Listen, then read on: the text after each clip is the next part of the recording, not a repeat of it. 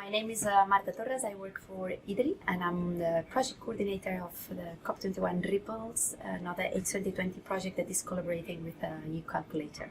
So what I basically do is work a lot on deep decarbonization pathways to try to understand what is the transformation that is behind each of these pathways and try to bring different stakeholders to basically make sure that we all understand what are the challenges and the bottlenecks that we're going to find when we try to work through those pathways. One of the things that I like most from the EU Calculator, that it's quite visual to try to immediately see what would be the implications across different sectors. Mm-hmm. And that's something that, although we always say that we have to talk at sector level because those are sector communities, that they know each other, that they embrace social systems and they know each other and they know, through all the supply chains, and they know kind of the policy community that does the legislation for certain sectors. So sectors can talk to each other. They have a common language and they can do that.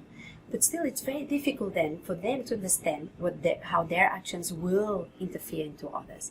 And that's, I think, where the tools like the EU Calculator could be and will be very, very helpful.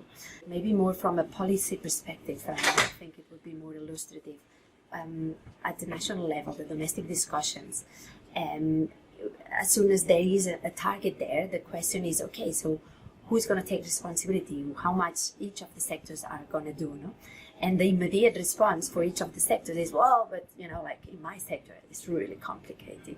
It's really complex to go to net zero. So, I think the other sectors have more possibilities, more technologies, and they have more the resources, etc.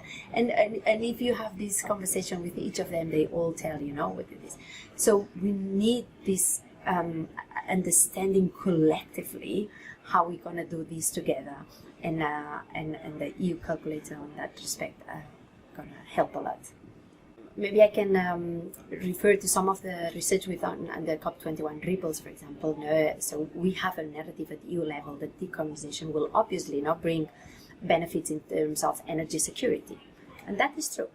Having said that, and looking over time at what's happening and looking at different dimensions of energy security, you have one is energy affordability. Energy affordability means how much the households can pay their bills and how the transition will have an influence into these bills.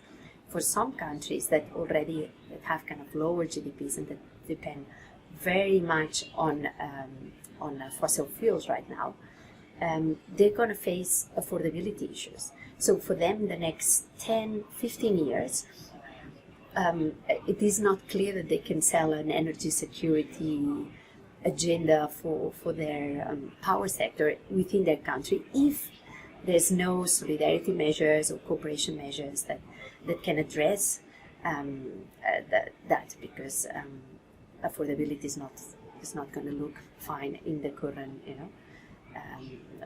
with the current solutions that are on the table. You can compare, especially, is the EU picture with one country picture. And I think that's fair. I don't think the objective is the comparison across countries itself, but is to allow each of the countries to understand how can I transform and how does this relate to how EU as a group is transforming, and therefore how do I fit as a country within that European transformation.